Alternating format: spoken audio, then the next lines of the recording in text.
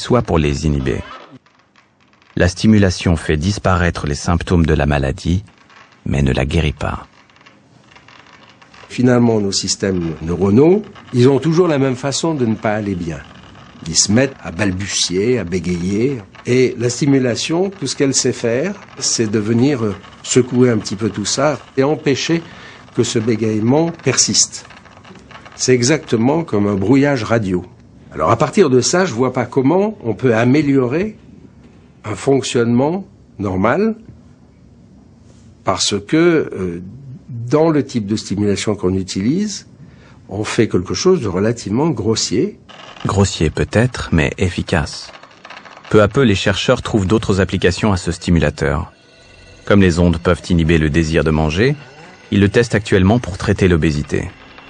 On l'utilise déjà pour soigner certaines dépressions graves ou des troubles obsessionnels compulsifs. Des électrodes peuvent désormais corriger notre comportement, normaliser nos intentions, modifier nos humeurs. Et la preuve est faite qu'on peut implanter au cœur du cerveau une interface homme-machine. Victime de troubles obsessionnels compulsifs sévères résistants à toutes les thérapies traditionnelles, Nathalie a été implantée il y a moins d'1 an.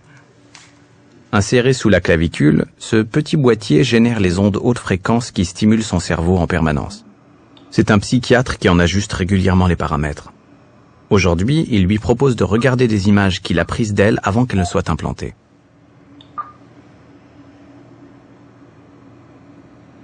Donc on va regarder l'enregistrement qui concerne les tentatives de levée de table après votre petit déjeuner. J'ai vu, je l'ai posé, j'ai toujours malgré tout l'impression de l'avoir dans la main. Donc il faut que je refasse le mouvement plusieurs fois pour être certaine de ne plus l'avoir dans la main. 1, 2, 1, 2, 1, 2. Non, je dis qu'on avait parlé. 1, 2. 1, 2. Il faut que je fasse 6 fois le truc pour pouvoir le poser d'un coup.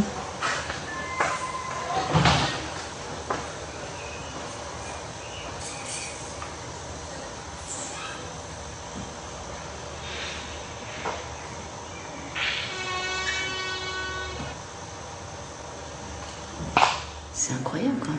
J'avais cette obsession dans ma tête, et on le voyait dans mon regard, quoi. Non mais c'est vrai, docteur, ça fait drôle, oh, ça c'est horrible. Si je vous donne un verre, est-ce que vous auriez des difficultés à le prendre, à le rendre? Non, pas. Vous le rendez? Bon, je me sens tout à fait normale, comme avant, quoi, comme en 2000, comme les années où j'étais pas malade. Je veux dire, non, bien sûr, je me sens pas du tout comme un cyborg. Non, réellement. Bien, au revoir, docteur, merci.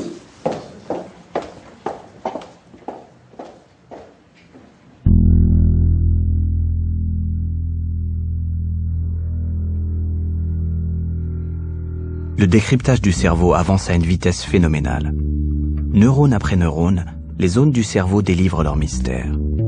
Ces images inédites, ultra confidentielles, montrent une expérience menée sur un singe avec toutes les précautions d'usage. Comme il s'agit de décoder les mécanismes de la marche, il a fallu apprendre au singe à marcher sur 2 pattes comme un humain. 3 électrodes implantées dans son hypothalamus permettent d'enregistrer son activité neuronale lorsqu'il bouge les jambes. Ailleurs, on décode aussi la mémoire, le langage, le désir.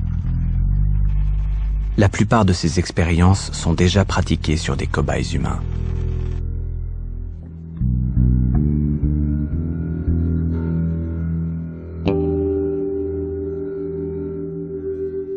C'est aux États-Unis que les scientifiques sont allés le plus loin. Des chercheurs de Boston ont entrouvert la porte vers une médecine d'amélioration. Pour sortir ce tétraplégique de son isolement, ils l'ont doté d'une fonction surhumaine, déplacer des objets par la pensée. 100 électrodes aussi fines qu'un cheveu ont été implantées dans son cortex moteur. Ces électrodes captent les signaux électriques émis par les neurones et les transmettent à un ordinateur. Pendant quelques mois, Matthew Nagel a pu jouer à des jeux vidéo, allumer et éteindre la lumière zapper sur sa télé, avant que le risque d'infection n'oblige à lui ôter son implant. Je vais ouvrir mon premier mail. Il dit bravo, vous faites un beau boulot. Maintenant, je vais allumer la télé. Elle est allumée. Je vais changer de chaîne. Là, j'ai changé. Je recommence. C'est difficile à traduire avec des mots. J'utilise mon cerveau, je n'ai qu'à penser les choses. Je n'ai qu'à dire au curseur d'aller en haut à droite et je contrôle tout l'écran. C'est hallucinant. Nous savons implanter des puces dans le cerveau pour le stimuler et nous savons capter les signaux qu'il émet pour agir. Un ordinateur directement embarqué dans le cerveau sera-t-il la prochaine étape? Peut-on mettre un boîtier, un disque dur à l'intérieur du crâne pour enregistrer les informations et par exemple augmenter la mémoire? Alors la réponse est oui et non. Oui, on sait mettre dans le crâne des boîtiers électroniques comportant des éléments pourvu qu'ils soient suffisamment petits. Maintenant, est-ce que les informations qu'on acquiert sur ce disque dur, c'est une mémoire additionnelle comme un disque dur externe que je peux ensuite rebrancher? Bien, la réponse est non. Pourquoi c'est non? Parce que je ne sais pas où la rebrancher.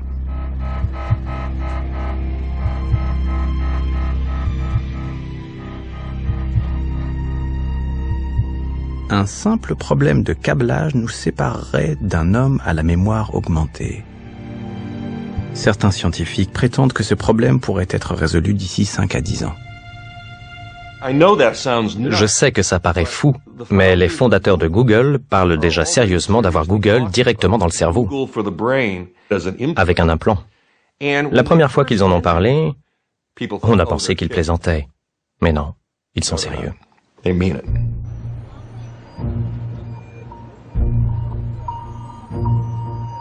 Un jour peut-être, nous serons aussi démunis sans implant que nous le sommes aujourd'hui sans téléphone portable. Nos futurs employeurs exigeront de nous des cerveaux équipés des meilleurs logiciels. En Europe, l'idée fait peur, mais de l'autre côté de l'Atlantique, la question ne se pose déjà plus. La question n'est pas de savoir si, mais comment et quand. Nous connectons déjà des neurones humains à des puces d'ordinateur. Nous mettons déjà des implants dans les cerveaux humains. Et nous améliorons tout ça à un rythme de croissance exponentielle. Il y a tellement d'argent à se faire que les capitaux vont affluer à un rythme très rapide. Et cela va jeter de l'huile sur le feu.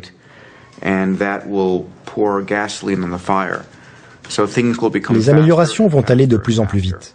Et lorsque cela arrivera quelque part dans le monde, les gens qui seront améliorés seront tellement avantagés que chacun se dira « Est-ce que moi aussi je peux avoir ça ?»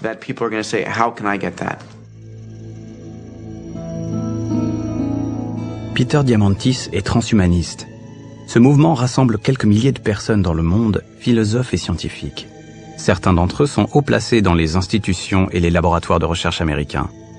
Depuis l'été dernier, ce lobby dispose même d'une université située sur le campus de la NASA dans la Silicon Valley. Comme tous les transhumanistes, Rod prépare l'évolution des plus riches d'entre nous vers une espèce humaine technologiquement augmentée qui succédera à l'Homo sapiens.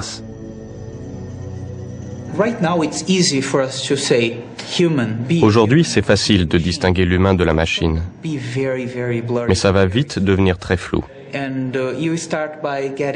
Vous allez commencer par des implants visuels et auditifs.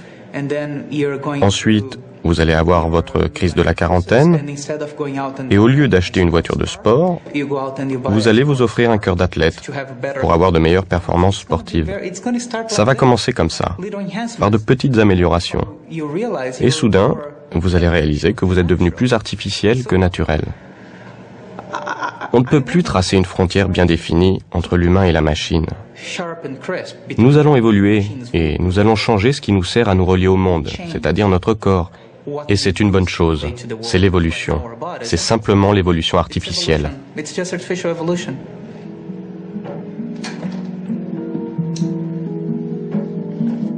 On enseigne ici à la crème des étudiants du monde que l'homme est une machine dont nous pourrons bientôt changer indéfiniment les pièces et que la mort est une maladie dont nos enfants guériront.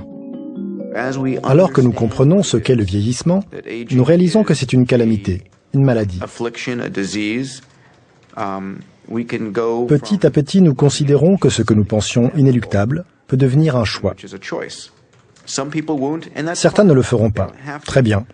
Personne n'y sera obligé. Mais ceux qui seront partants, qui vivront plus longtemps, qui réussiront mieux dans la vie, vont, comme Darwin l'a démontré, prendre le pas et remplacer ceux qui ont refusé de changer.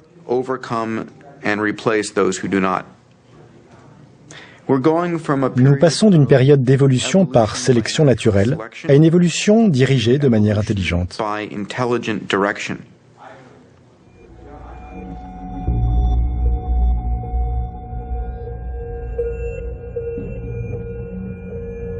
Ce qu'il y a de radicalement nouveau, c'est la volonté de l'espèce humaine d'agir sur elle-même de manière rationnelle à partir d'un plan.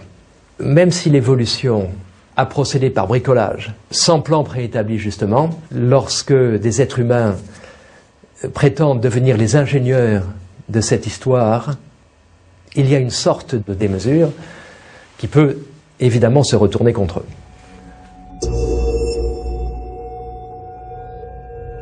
On est en train de perdre toute naturalité dans notre espèce. Et au fond, la question c'est est-ce que l'espèce humaine, est-ce que les humains se sentent encore en prise avec la nature ou est-ce qu'ils croient qu'ils s'en sont totalement abstraits? Pour moi, c'est presque là le danger le plus grand. Si l'espèce humaine se sépare complètement de la nature, je pense qu'elle va à sa perte.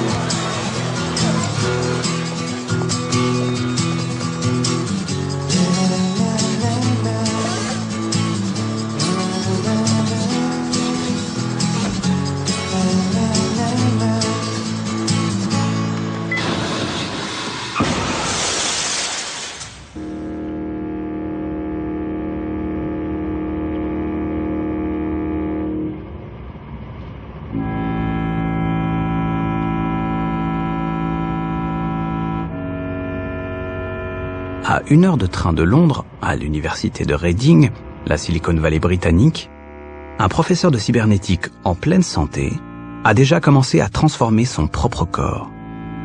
Preuve que l'idéologie transhumaniste s'est déjà répandue de ce côté de l'Atlantique. Je ne veux pas rester un simple humain. Je veux pouvoir m'améliorer, devenir un homme augmenté, un cyborg. Oui, c'est ce que j'aimerais être.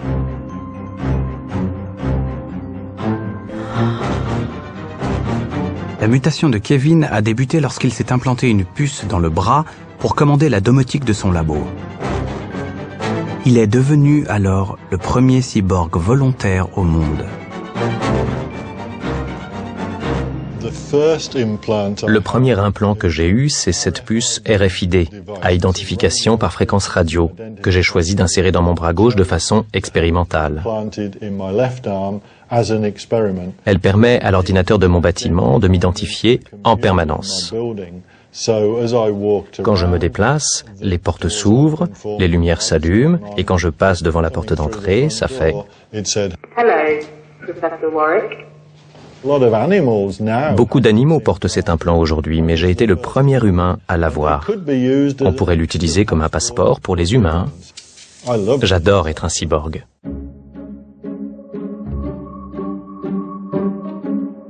Quelques mois plus tard, Kevin décide d'aller plus loin. Il se fait implanter une deuxième puce dans le bras. Mais cette fois-ci, la puce est connectée directement à son propre système nerveux. Son objectif ? Commander à distance une main robotisée. 2h15 d'opération extrêmement délicate, endurée avec le sourire et sous l'œil des caméras. Ça a pris 6 semaines pour apprendre à mon cerveau à reconnaître les nouvelles impulsions, pour mesurer la force de ma main robotisée. C'était comme un sens du toucher supplémentaire, un nouveau sens que mon cerveau ne connaissait pas encore.